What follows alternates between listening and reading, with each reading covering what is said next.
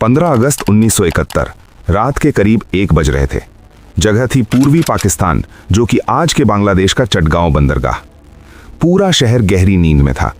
पाकिस्तानी सेना, जो उस समय पूर्वी पाकिस्तान पर कब्जा जमाए बैठी थी, अपने जश्न की तैयारी कर रही थी।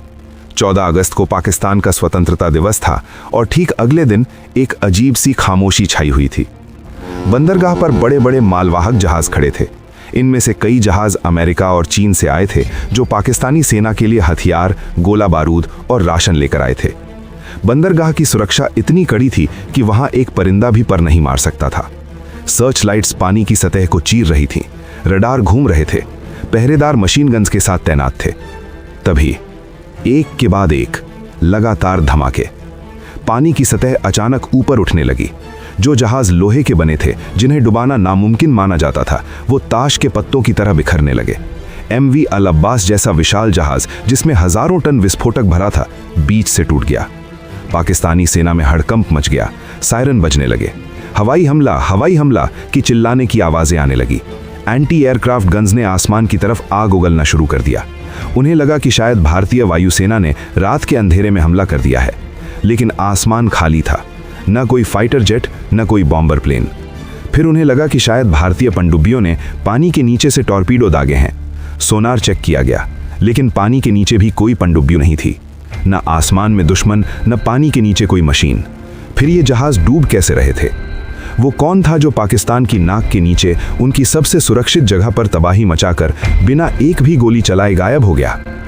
ये कहानी किसी फैंटम या भूत की नहीं है।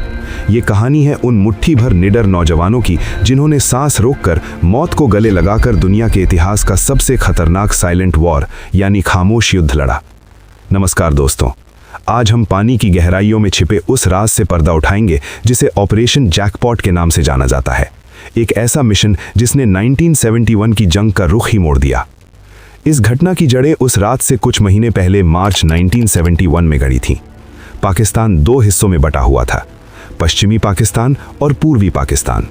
हुकूमत पश्चिम की थी, लेकिन संसाधन और जनता पूर्व की। जब पूर्वी पाकिस्तान ने अपनी आवाज उठाई, तो जवाब में उन्हें मिला ऑपरेशन सर्च लाइट। ये एक नरसंहार था। पाकिस्तानी सेना ने अपने ही लोगों पर गोलियां चलानी शुरू कर दी। ढाका यूनिवर्सिटी से लेकर गांवों तक लाशों के ढेर लग गए। जान बचाने के लिए लाखों शरणार्थी भारत की तरफ भागने लगे। भारत की प्रधानमंत्री इंदिरा गांधी और सेना प्रमुख जनरल सैम मैनेकशॉ के सामने एक बड़ी चुनौती थी। भारत सीधे तौर पर युद्ध नहीं छेड़ सकता था, क्योंकि अंतर्राष्ट्रीय दबाव बहुत ज्यादा था, लेकिन हाथ पर हाथ धरे बैठना भी मुमकिन नहीं था। शरणार्थियों का बोझ भारत की अर्थव्यवस्था को तोड़ रहा था। हमें कुछ ऐसा करना था जो दुश्मन को अंदर से खोखला कर दे, उसकी सप्लाई लाइन काट दे, क्योंकि कोई भी सेना भूखे पेट या बिना गोलियों के नहीं लड़ सकती। और पाकिस्तान की सारी सप्लाई, तेल, हथियार, राशन समुद्र के रास्ते जहाज़ों से आती थी। अगर इन जहाज़ों को रोक दिया जाए तो पाकिस्तानी सेना अपने आप घुटनों पर आ जाएगी। लेकिन सवाल ये था, ये करेगा कौन? भारतीय नेवी अभी खुले तौर पर युद्ध में नहीं उतर सकती थी। यहीं से जन्म हुआ एक ऐसे आइडिया का जो सुनने में पागलपन लगता था। नई दिल्ली के नॉर्थ ब्लॉक के बंद कमरों में एक गुप्त बैठक चल रही थी। नेवल इंटेलिजेंस के डायरेक्टर कैप्टन मिहिर रॉय और नेवल चीफ